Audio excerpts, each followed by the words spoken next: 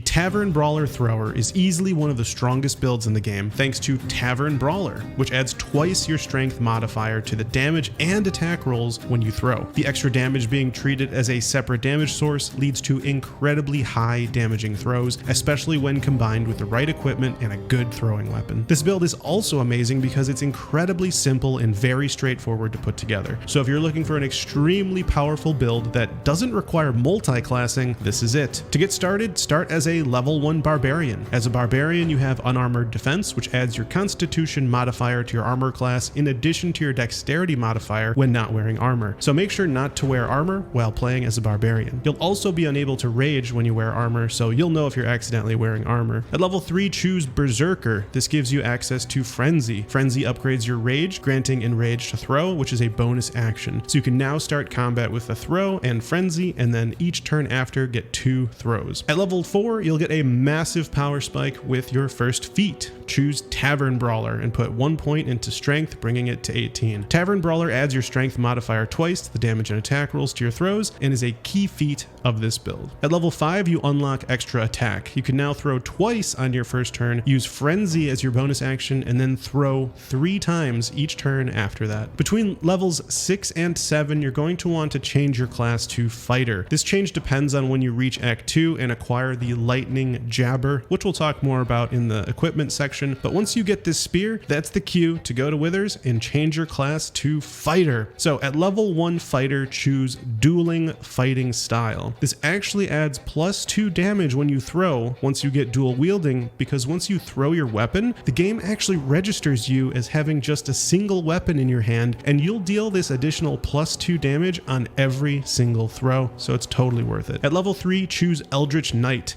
This gives you Weapon Bond, which ritually binds your weapon to your main hand, causing it to automatically return to you. Since Lightning Jabber doesn't do that automatically, make sure to bind it after each long rest. For cantrips, choose Light. Light is important because once we get Callous Glow Ring, we'll need to always have a light on our thrown weapon to activate the bonus damage. For your other cantrip, if this is your dialogue character, choose Friends, otherwise Minor Illusion. Minor Illusion can be used to group up enemies for big AoE damage using Nirulna later. For spells, choose Shield and Thunderwave. Shield is extremely powerful to gain 5 AC as a reaction, and since we really won't be using our spell slots almost at all, you'll get to activate this a lot. Thunderwave can be used situationally to knock enemies into chasms or to get rid of disadvantage from threatened, but honestly you probably will never use it. For your expanded spell slot, choose Expeditious Retreat. This spell gives you dash immediately and as a bonus action on each of your turns until long rest.